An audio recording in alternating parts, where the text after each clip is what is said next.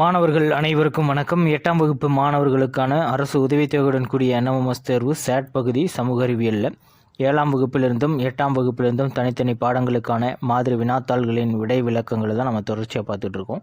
இந்த வீடியோவில் 8ஆம் வகுப்பு சமூக அறிவியலில் 6வது பாடம் இந்தியாவில் தொழிலகங்களின் வளர்ச்சி.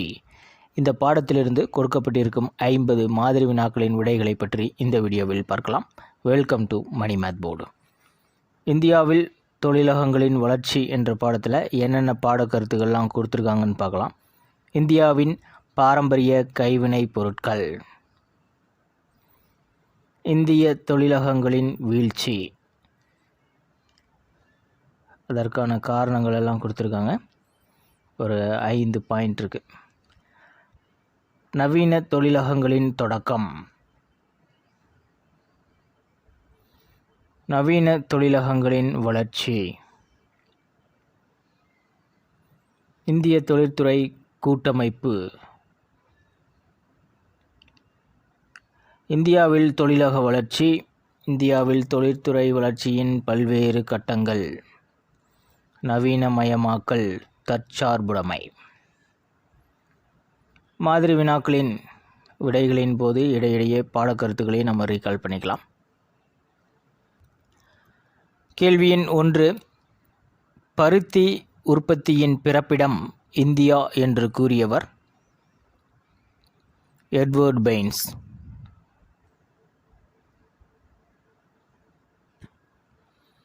அறிமுகத்திலேயே 3 முக்கிய பாடக்கருத்துக்கள் இருக்குது.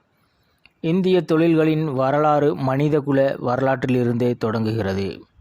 விவசாயமும் கைவினை பொருட்கள் கலந்த கலவையாகவே இந்திய பாரம்பரிய பொருளாதாரம் காணப்பட்டது. எட்வர்ட் பெய்ன்ஸ் என்பவர் பருத்தி உற்பத்தியின் பிறப்பிடம் இந்தியா என்றும் அது உண்மையான வரலாற்று காலத்திற்கு முன்பே செழித்தோங்கி இருந்தது என்றும் குறிப்பிடுகிறார். முகலாய பேரரசர் ஷாஜகான் ஆட்சியின் போது இந்தியாவிற்கு வருகை தந்த பெர்னியர் இந்தியாவில் நம்ப முடியாத எண்ணிக்கையில் பொருட்கள் உற்பத்தி செய்யப்பட்டதை கண்டு வியப்படைந்தார். இந்த பாடக்கருத்து ஒரு முறை என்எம்எஸ் தேர்வில் கேட்டிருந்தாங்க. பிரெஞ்சு நாட்டு பயணி தவர்னியர் இந்தியாவில் உள்ள மயிலாசனம், பட்டு மற்றும் தங்கத்தினாலான தரை விரிப்புகள், சிறிய அளவிலான சிற்ப வேலைப்பாடுகளையும் கண்டு வியப்படைந்தார். கேள்வி எண் 2, கூற்று. இந்தியாவில் கைத்தொழில்களின் சிறப்பான காலம் முடிவுக்கு வந்தது. இந்த கூற்று சரி. காரணம், பிரிட்டிஷாரின் வெற்றியானது சுயசார்புடன் இருந்த இந்திய பொருளாதாரத்தை காலனித்துவ பொருளாதாரமாக மாற்றியது. காரணமும் சரி. கூற்று மற்றும் காரணம் இரண்டும் சரி. ஆப்ஷன் 2.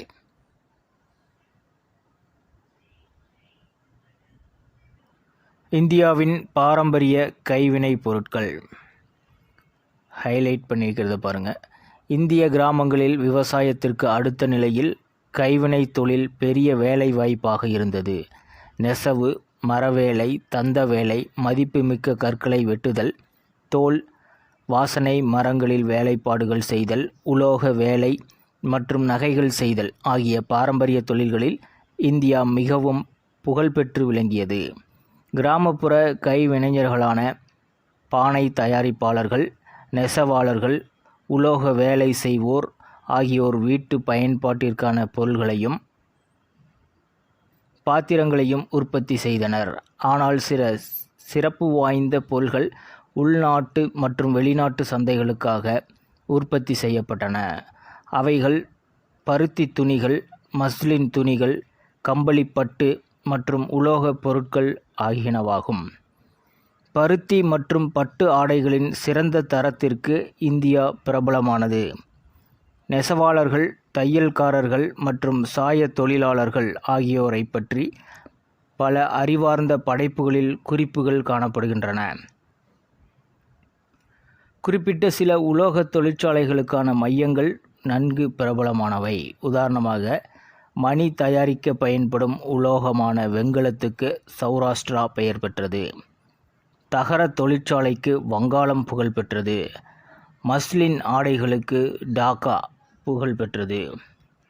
டாக்காவின் மஸ்லின் ஆடைகள் கிமு 2000 ஆண்டுகள் பழமையான எகிப்திய கல்லறைகளில் உள்ள மம்மிகள் மிகச்சிறந்த தரம் வாய்ந்த இந்திய மஸ்லின் ஆடைகள் கொண்டு சுற்றப்பட்டிருந்தது கண்டுபிடிக்கப்பட்டுள்ளது. 50 மீட்டர் அளவு கொண்ட மெல்லிய இந்த மஸ்லின் துணியை ஒரு தீப்பெட்டிக்குள் அடக்கிவிடலாம். கேள்வி எண் 3. CII இன் ஆங்கில விரிவாக்கம். சரியான விடை option 4, confederation of Indian industry. கேள்வி எண் 4. அஸ்ஸாம் தேயிலை நிறுவனம் தொடங்கப்பட்ட ஆண்டு. 1839. நவீன தொழிலகங்களின் தொடக்கம், அதில் தோட்டத் தொழில்கள். அஸ்ஸாம் தேயிலை நிறுவனம் 1839ஆம் ஆண்டு நிறுவப்பட்டது. அதே நேரத்தில் காஃபி தோட்டமும் தொடங்கப்பட்டது. தேயிலை தோட்டம் கிழக்கிந்திய பகுதிகளில் மிக முக்கியமான தொழிலாக இருந்தது போலவே காபி தோட்டமும் தென்னிந்தியாவின் நடவடிக்கைகளின் மையமாக மாறியது. 3வது முக்கிய தோட்ட தொழிலான சணல் பல தொழிற்சாலைகள் உருவாக வழிவகுத்தது. இந்த தொழில்கள் அனைத்தும் பிரிட்டிஷ் கிழக்கிந்திய நிறுவனத்தின் முன்னாள் ஊழியர்கள் பலரால் கட்டுப்படுத்தப்பட்டன. கேள்வி எண் 5. தொழிற்துறையின் மீட்பு காலம் என கருதப்படும் ஆண்டு. 1980. கேள்வி எண் 6. கூற்று. தோட்டத் தொழில் முதலில் ஐரோப்பியர்களை ஈர்த்தது. கூற்று சரி. காரணம், பிரிட்டிஷ் சமுதாயத்தில் அதிகரித்து வரும் தேநீர், காபி மற்றும் அவுரி ஆகியவற்றின் தேவைகளை பூர்த்தி செய்ய முடிந்தது. கூற்று, காரணம் இரண்டுமே சரி. ஆப்ஷன் 1. கேள்வி எண் 7. தொழிற்புரட்சி நடைபெற்ற இடம். இங்கிலாந்து.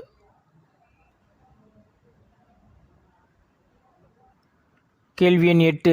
எந்த முகலாய பேரரசரின் ஆட்சி காலத்தின் பெர்னியர் இந்தியாவிற்கு வருகை புரிந்தார்? ஷாஜஹான். ஷாஜஹானுடைய ஆட்சி காலத்தில்தான் பெர்னியர் இந்தியாவுக்கு வருகை புரிந்திருப்பார். கேள்வி எண் 9. டேசாம் ஆண்டு தொழிற்துறை கொள்கையால் அரசாங்கம் தொழிற்துறையில் நேரடி பங்களிப்பினை அளித்தது? 1948ஆம் ஆண்டு.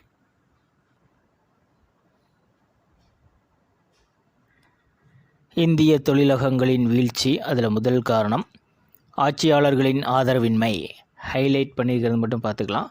பிரிட்டிஷார் இந்திய நிலப்பகுதிகளை ஒன்றன் பின் ஒன்றாக வெற்றி கொண்டதால் பூர்வீக ஆட்சியாளர்கள், உயர்குடியினர் மற்றும் நிலக்கிழார்கள் ஆகியோர் தங்கள் அதிகாரத்தையும் செல்வ வளத்தையும் இழந்தனர். இதன் விளைவாக பூர்வீக ஆட்சியாளர்களால் ஆதரிக்கப்பட்ட கைவினைஞர்கள் தங்களது முக்கியத்துவத்தை இழந்து ஏழைகளாயினர். பல தலைமுறைகளாக தங்கள் கைவினை தொழிலை மட்டுமே மேற்கொண்ட இந்திய கைவினைஞர்கள் மற்ற தொழில்களுக்கான திறமைகளை கொண்டிருக்கவில்லை. இந்தியாவின் பல்வேறு பகுதிகளில் கிழக்கிந்திய கம்பெனியின் அரசியல் செல்வாக்கு பரவியதால் உள்நாட்டு கைத்தொழில்களின் சிறப்பான காலம் முடிவுக்கு வந்தது எனலாம்.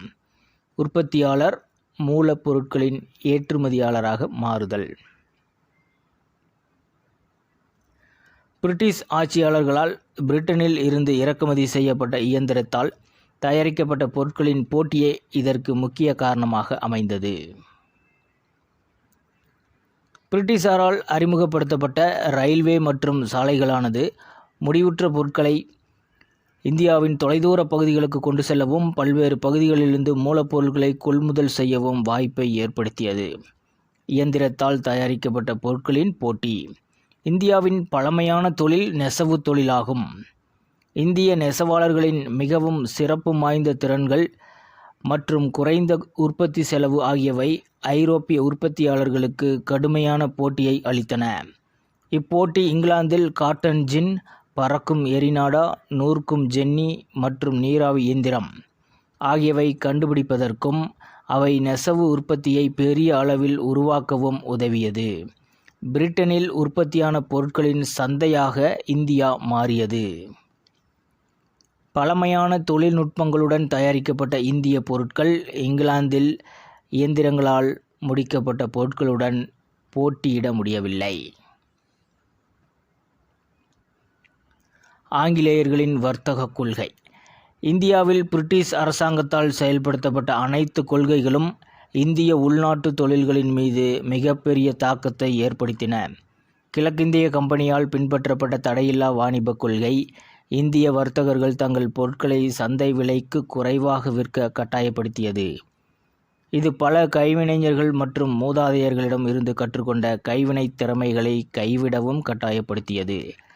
கிழக்கிந்திய கம்பெனியின் நோக்கமானது மலிவான விலையில் இந்திய தயாரிப்பு பொருட்களை பெருமளவில் வாங்கி மற்ற ஐரோப்பிய நாடுகளுக்கு பெரும் லாபத்திற்கு விற்க வேண்டும் என்பதாகும். இது இந்திய பாரம்பரிய தொழில்களை வெகுவாக பாதித்தது. இந்தியாவின் வர்த்தக நலன்களுக்கு எதிரான பாதுகாப்பு கட்டணங்களின் கொள்கையை ஆங்கிலேயர்கள் பின்பற்றினர். பிரிட்டனுக்கு கொண்டு செல்லப்பட்ட இந்திய பொருட்களுக்கு கடுமையான வரி விதிக்கப்பட்டன. அதே நேரத்தில் இந்தியாவுக்கு கொண்டு வரப்பட்ட ஆங்கிலேய பொருட்களுக்கு பெயரளவில் மட்டுமே வரி விதிக்கப்பட்டன. அதுக்கப்புறம் தொழில் மயம் அழிதல்.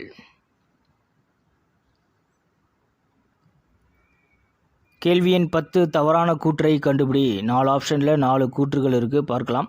முதல் ஆப்ஷனில் கிழக்கிந்திய கம்பெனி தடையில்லா வாணிப கொள்கையை பின்பற்றியது. இந்த கூற்று சரி. ஆப்ஷன் 2ல் இந்திய வர்த்தகர்கள் தங்கள் பொருட்களை சந்தை விலையை விட அதிக விலைக்கு விற்றனர். தவறு. ரொம்ப மலிவான விலைக்கு தான் விற்ற கட்டாயப்படுத்தப்பட்டனர். இப்போ தவறான கூற்று ஆப்ஷன் 2.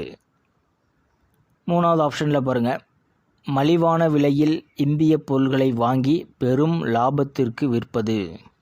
இதுவும் ஆங்கில கிழக்கிந்திய கம்பெனியின் ஒரு வாணிப கொள்கை தான். 4வது ஆப்ஷனில் இந்திய பாரம்பரிய தொழில்கள் பாதிக்கப்பட்டன. இதுவும் கரெக்டு. இப்போ தவறாக இருக்கிறது ஆப்ஷன் 2 மட்டும்தான். கேள்வி எண் 11, கல்கத்தா அருகில் உள்ள ஹூக்ளி பள்ளத்தாக்கில் டேஸ் என்ற இடத்தில் சணல் தொழிலகம் ஆரம்பிக்கப்பட்டது. ரிஷ்ரா. ஆப்ஷன் 3.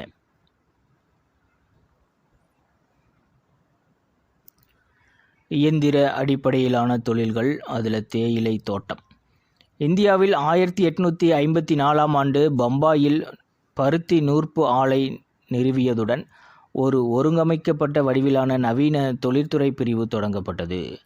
1855ஆம் ஆண்டு கல்கத்தாவிற்கு அருகில் ரிஷ்ரா என்ற இடத்தில் ஹூக்ளி ஆற்றங்கரையில் சணல் தொழிற்சாலை தொடங்கப்பட்டது.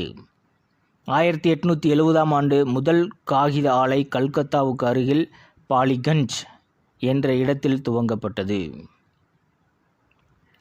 பம்பாய் மற்றும் அகமதாபாத்தில் பருத்தி ஆலைகள் ஏற்படுத்தப்பட்டன மற்றும் ஹூக்ளி ஆற்றங்கரையில் சணல் ஆலைகள் பல்கி பெருகின. கான்பூரில் கம்பளி மற்றும் தோல் தொழிற்சாலைகள் முக்கியத்துவம் பெற்றன. கேள்வி எண் 12, டேஸாம் ஆண்டு ஜாம்ஷெட்பூரில் டிஸ்கோ அமைக்கப்பட்டது. 1907ஆம் ஆண்டில். கேள்வி எண் 13, தவறான இணையை கண்டுபிடி. டாக்கா மஸ்லின் பட்டுக்கு புகழ் பெற்றது. இப்போ முதல் இணை சரி. இரண்டாவது இணையில் வங்காளம் தகரத்துக்கு புகழ் பெற்றது. இரண்டாவது இணையும் சரி. ஆப்ஷன் 3ல் பட்டுக்கு மதுரைன்னு சொல்லியிருக்காங்க, தவறு. பட்டுக்கு காஞ்சிபுரம், ஆரணி, திருபுவனம் இதுதான் ஃபேமஸ்ஸு.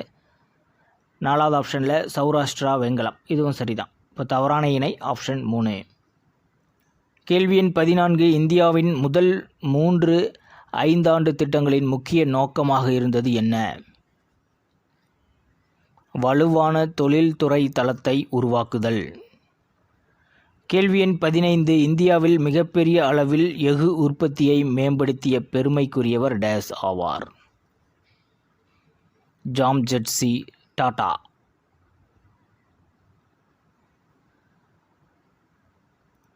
கனரக தொழில்கள்.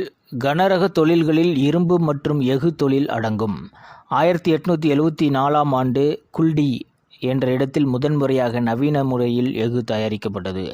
20ஆம் நூற்றாண்டின் தொடக்கத்தில் இரும்பு மற்றும் எஃகு தொழில்கள் இந்திய மண்ணில் வேரூன்ற தொடங்கின. இருப்பினும் இந்தியாவில் மிகப்பெரிய அளவிலான எஃகு உற்பத்தியை மேம்படுத்திய பெருமை ஜாம்ஷெட்ஜி டாடா என்பவரையே சாரும். 1907ஆம் ஆண்டு ஜாம்ஷெட்பூர் என்ற இடத்தில் டாடா இரும்பு மற்றும் எஃகு நிறுவனம் அமைக்கப்பட்டது. அதுதான் டிஸ்கோ. இந்நிறுவனம் 1911ஆம் ஆண்டு தேனிரும்பு மற்றும் 1912ஆம் ஆண்டு உலோக வார்ப்பு கட்டிகளையும் உற்பத்தி செய்தது. இதுதான் டிஸ்கோ ஜாம்ஜெட்பூர். கேள்வி எண் 16, பொருந்தாத ஒன்றை தேர்ந்தெடுக்கவும். ஆப்ஷனில் காட்டன் ஜின், நூர்க்கும் ஜென்னி, மஸ்லின் ரிட்ஜ், பறக்கும் எரிநாடா. இதில் பொருந்தாத ஒன்று மஸ்லின் ரிட்ஜ். மஸ்லின் ரிட்ஜ் என்பதை தவிர மற்ற மூன்றும் இங்கிலாந்தின் கண்டுபிடிப்பு. கேள்வி எண் 17, தொழிற்துறையின் பின்னடைவு காலகட்டம் 1965 முதல் 1980 வரை. ஆப்ஷன் 4. கேள்வி எண் 18, இந்தியா மின்சார உற்பத்தியில் ஆசிய நாடுகளில் டேஸ் மிகப்பெரிய நாடாக உருவாகி உள்ளது. 3வது மிகப்பெரிய நாடாக.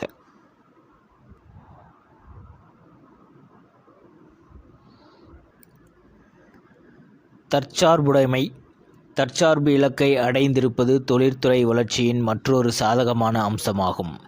இயந்திரங்கள், ஆலைகள் மற்றும் இதர தளவாடங்கள் உற்பத்தியில் நாம் தற்சார்பினை அடைந்துள்ளோம். தற்போது தொழிற்துறை மற்றும் உள்கட்டமைப்பு வளர்ச்சிக்கு தேவையான தளவாடங்களின் பெரும்பகுதி இந்தியாவிலேயே உற்பத்தி செய்யப்படுகிறது. இந்தியாவின் சாலை போக்குவரத்தானது உலகின் மிகப்பெரிய போக்குவரத்துகளுள் ஒன்றாகும். அரசாங்கத்தின் முயற்சிகளானது தேசிய நெடுஞ்சாலைகள், மாநில நெடுஞ்சாலைகள் மற்றும் முக்கிய மாவட்ட சாலைகளின் அமைப்பினை விரிவாக்க வழிவகுத்தன. இது தொழில்துறை வளர்ச்சிக்கு நேரடியான பங்களிப்பை அளித்தது. இந்தியாவிற்கு அதன் வளர்ச்சி இயந்திரத்தை இயக்க சக்தி தேவைப்படுவதால் ஆற்றல் கிடைப்பதற்கான குறிப்பிடத்தக்க முயற்சிகளை தூண்டிவிட்டுள்ளது. சுதந்திரத்திற்கு பின்னர் ஏறக்குறைய 70 ஆண்டுகளுக்கு பிறகு இந்தியா மின்சார உற்பத்தியில் ஆசிய நாடுகளில் 3வது மிகப்பெரிய நாடாக உருவாகியுள்ளது. கேள்வி எண் 19, காப்பி தோட்டங்கள் இந்தியாவின் எந்த பகுதியில் அதிகம் காணப்பட்டன? தென்னிந்தியாவில். இதே தேயிலை தோட்டங்கள்னு கேட்டிருந்தாங்கன்னா வடகிழக்கு இந்தியா. கேள்வி எண் 20, உலகின் மிகப்பெரிய சாலை போக்குவரத்து கட்டமைப்பு உள்ள நாடு இந்தியா. கேள்வி எண் 21, டிஸ்கோ என்பதன் விரிவாக்கம். Tata iron and Steeles company limited. கேள்வி எண் 22, இந்தியாவில் எங்கு எப்பொழுது பருத்தி நூற்பு ஆலை நிறுவப்பட்டது? 1854 பம்பாயில். ஆப்ஷன் 2. கேள்வி எண் 23, இந்தியாவின் மயிலாசனம், பட்டு மற்றும் தங்க தரை விரிப்புகளை பார்த்து வியந்த தவர்னியர் டேஸ் நாட்டை சேர்ந்தவர்? பிரான்ஸ் நாட்டை சேர்ந்தவர்.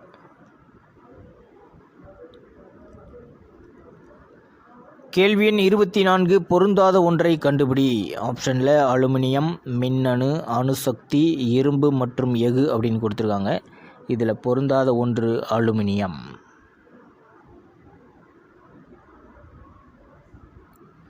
இந்தியாவில் தொழிலக வளர்ச்சி. தொழிலக வளர்ச்சியின் கனவை நனவாக்கும் விதமாக இந்திய அரசு சில தொழிற்துறை கொள்கைகளையும் 5 ஆண்டு திட்டங்களையும் ஏற்றுக்கொண்டுள்ளது. 1956 ஆண்டு தொழிற்துறை கொள்கை தீர்மானத்தின்படி தொழிற்துறையானது 3 வகைகளாக வகைப்படுத்தப்பட்டுள்ளது. அட்டவணை 1, அட்டவணை 2, அட்டவணை 3. அட்டவணை 1ல் என்னென்னலாம் வருதுன்னா, இவ்வகையான தொழிற்துறைகளை அரசாங்கம் மட்டுமே நிர்வகிக்கும். அவற்றுள் சில அணுசக்தி, மின்னணு, இரும்பு மற்றும் எஃகு. அட்டவணை 2ல் பாருங்கள், இவை சாலைகள் மற்றும் கடல் போக்குவரத்து, இயந்திர கருவிகள், அலுமினியம், நெகிழி மற்றும் உரங்கள் உள்ளிட்ட ரசாயனங்கள், இரும்பு கலவை மற்றும் குறிப்பிட்ட வகையான சுரங்கங்கள் ஆகியவை அடங்கும். அட்டவணை 3ல் இந்த வகையின் கீழ் மீதமுள்ள தொழில்கள் மற்றும் தனியாருக்கு விடப்பட்ட துறைகள் ஆகியவை அடங்கும். இப்போ பொருந்தாத ஒன்று அலுமினியம்னு சொன்னோம். அது அட்டவணை 2ஐ சார்ந்தது. அலுமினியம் தவிர்த்த மற்ற 3மே அட்டவணை 1க்கானது. கேள்வி எண் 25, தனியாருக்கு விடப்பட்ட தொழில்கள் டேஸ் இடம்பெறும். அட்டவணை 3ல் இடம்பெறும். கேள்வி எண் 26, டேஸாம் ஆண்டில் தொழிற்துறையில் பொருளாதார தாராளமயமாக்கல் கொண்டு வரப்பட்டது? 1991 ஆண்டில். கேள்வி எண் 27, தவறான இணையை கண்டுபிடி. அந்த ஆலைகள்லாம் எங்கெங்கே இருக்குது அப்படிங்கிறத நம்ம கண்டுபிடிக்கணும். பருத்தி ஆலை அகமதாபாத், இது கரெக்டு தான். கான்பூரில் தோல் ஃபேக்ட்ரி, ஹூக்ளியில் சணல், கரெக்டு. அஸ்ஸாமில் காபி அப்படின்னு சொல்லியிருக்காங்க, தவறு. அஸ்ஸாமில் தேயிலை அப்படின்னு கொடுத்துருந்தா சரியாக இருக்கும். ஸோ தவறான இணை ஆப்ஷன் 4. கேள்வி எண் 28. டேஸுக்கு கொண்டு செல்லப்பட்ட இந்திய பொருள்களுக்கு கடுமையான வரி விதிக்கப்பட்டது. இங்கிலாந்துக்கு கொண்டு செல்லப்பட்ட இந்திய பொருள்களுக்கு தான் கடுமையான வரி விதித்தாங்க, இங்கிலாந்து. கேள்வி எண் 29. கீழ்காணும் கூற்றுகள் தொழிற்துறையின் எந்த காலகட்டத்தை குறிக்கின்றன? கூற்று 1, தொழிற்துறை பலவீனமான உள்கட்டமைப்புடன் வளர்ச்சியடையாமல் இருந்தது. கூற்று 2, தொழில்நுட்ப திறன்கள் குறைந்த அளவிலேயே கிடைத்தன. இது எந்த காலகட்டம்னா ஆப்ஷன் 3ல் இருக்குது, 1950 to 1965. கேள்வி எண் 30. பொறுத்துக. தேனிரும்பு, டிஸ்கோ, குல்டி, உலோக வார்ப்பு. 1907ஆம் ஆண்டு ஜாம்ஷெட்பூர் என்ற இடத்தில் டாடா இரும்பு மற்றும் எஃகு நிறுவனம் டிஸ்கோ அமைக்கப்பட்டது. இந்நிறுவனம் 1911 தேனிரும்பு மற்றும் 1912 உலோக வார்ப்பு கட்டிகளையும் உற்பத்தி செய்தது. தேனிரும்பு 1911, டிஸ்கோ 1907, குல்டி 1874, உலோக வார்ப்பு 1912. சரியான விடை ஆப்ஷன் 2. கேள்வி எண் 31. டேஸ் என்பது 4ஆம் நிலை தொழில். தகவல் தொழில்நுட்பம். கேள்வி எண் 32. எகிப்திய கல்லறைகளில் உள்ள மம்மிகள் மீது சுற்றப்பட்டு இருக்கும் ஆடையின் வகை. மஸ்லின் பட்டு, ஆப்ஷன் 3. கேள்வி எண் 33. மேற்கத்திய நாடுகளில் தொழிற்புரட்சி ஏற்பட்டது டேஸாம் நூற்றாண்டு. 19ஆம் நூற்றாண்டு. கேள்வி எண் 34. இந்திய தொழிற்துறை கூட்டமைப்பில் உள்ள உறுப்பினர்களின் மொத்த எண்ணிக்கை 9000. இந்திய தொழிற்துறை கூட்டமைப்பு என்பது இந்தியாவில் உள்ள ஒரு வணிக சங்கம் ஆகும்.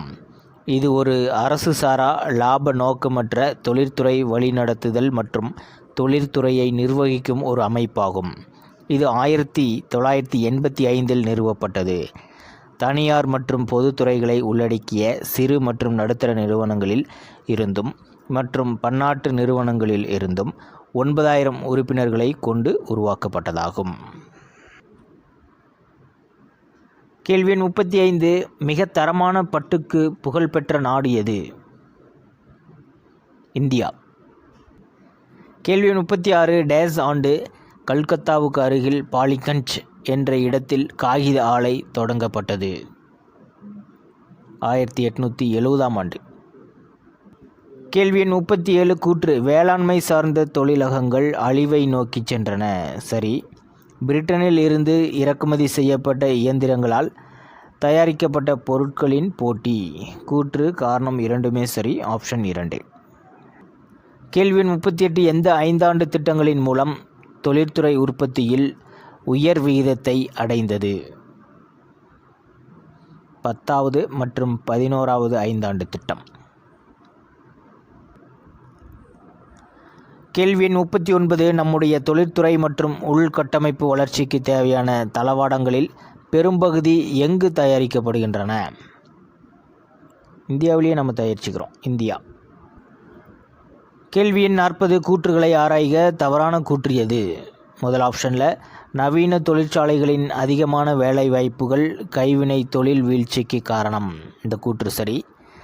இரண்டாவது கூற்று பாருங்கள். சூயஸ் கால்வாய் கட்டுமானம் போக்குவரத்து செலவை குறைத்தது. இதுவும் சரி. ஆப்ஷன் 3ல் இந்தியாவில் பிரிட்டிஷ் பொருள்கள் விலை உயர்ந்ததாக மாறியது. அது தவறு. ஏன்னா இந்தியாவில் பிரிட்டிஷ் பொருள்களை மலிவானதாக மாற்றியது. நாலாவது ஆப்ஷனில் சக்தி வாய்ந்த தொழில்துறை அமைப்பு, பெரிய அளவிலான உற்பத்தி ஆகியவற்றுடன் இந்திய உள்நாட்டு தொழிலகங்கள் போட்டியிட முடியவில்லை. மூன்றாவது கூற்றை தவிர அனைத்துமே சரி. ஆகவே தவறான கூற்று ஆப்ஷன் 3. கேள்வி 41. இந்தியாவில் 3வது முக்கிய தோட்ட தொழில் சணல். கேள்வி 42. 1874ஆம் ஆண்டு டேஸ் என்ற இடத்தில் முதன்முறையாக நவீன முறையில் எஃகு தயாரிக்கப்பட்டது. குல்டி. கனரக தொழில்கள். கனரக தொழில்களில் இரும்பு மற்றும் எஃகு தொழில் அடங்கும். 1874 ஆண்டு குல்டி என்ற இடத்தில் முதன்முறையாக நவீன முறையில் எஃகு தயாரிக்கப்பட்டது. கேள்வி 43. ஒரு தீப்பெட்டிக்குள் எத்தனை மீட்டர் மஸ்லின் துணியை வைக்கலாம்? 50 மீட்டர். கேள்வி 44. இந்தியாவின் பழமையான தொழில் நெசவு. கேள்வி 45. கீழ்கண்டவற்றில் கனரக தொழில் எது? இரும்பு மற்றும் எஃகு. கேள்வி 46. தொழிற்துறை செழிக்க உதவிய செயல்பாடுகளில் தவறானது எது? 4 ஆப்ஷன் பார்த்தரலாம். சிறு தொழில்களுக்கான கொள்கைகளை நீர்த்து போகச் செய்தல், இது சரிதான். 2வது ஆப்ஷனில் தொழில்துறை உரிமத்தை கட்டாயமாக்குதல், இதுதான் தவறான ஒன்று. விலை கட்டுப்பாடுகளை நீக்குதல் சரி. ஏகபோக சட்டத்தின் மாயையை ஒழித்தல், இதுவும் சரி. இப்போ தவறானது ஆப்ஷன் 2 மட்டுமே. கேள்வி 47. நவீன தொழில்துறையின் தொடக்கம். பொருந்தாத ஒன்றை தேர்ந்தெடு. பொருந்தாத ஒன்று தேயிலை.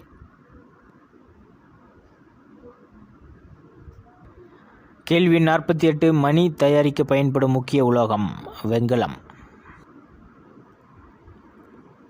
கேள்வி 49. செல்வச் சுரண்டல் கோட்பாட்டை முதலில் ஏற்றுக்கொண்டவர் தாதாபாய் நவ்ரோஜி.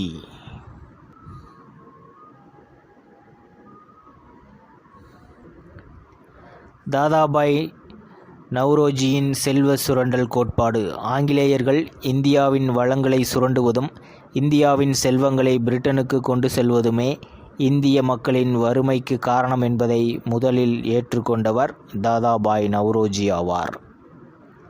கேள்வி 50. கூற்று. நெசவு தொழிலில் ஐரோப்பியர்கள் கடுமையான போட்டியை சந்தித்தனர். ஏன்னா நம்ம இந்தியாவுடைய பழமையான தொழில் நெசவு தான். நெசவு தொழில் செய்கிறவங்க ரொம்ப டேலண்டடாக இருந்தாங்க. அதனால் ஐரோப்பியர்கள் கடுமையான போட்டியை சந்திக்க நேரிட்டது. இப்போ கூற்று சரி. காரணம் இந்திய நெசவாளர்களின் சிறப்பு வாய்ந்த திறன்கள் மற்றும் குறைந்த உற்பத்தி செலவு. காரணமும் சரி. கூற்று காரணம் இரண்டும் சரி. கூற்றை காரணம் சரியாக விளக்குகிறது. ஆப்ஷன் 3. அவ்வளோதான். இந்தியாவில் தொழிலகங்களின் வளர்ச்சி என்ற பாடத்திலிருந்து கொடுக்கப்பட்டிருந்த 50 மாதிரி வினாக்களின் விடைகளையும் பார்த்துட்டோம். மற்றொரு பாடத்தின் மாதிரி வினாத்தாளின் விடைகளை பற்றி அடுத்த வீடியோவில் பார்க்கலாம். தேங்க்யூ.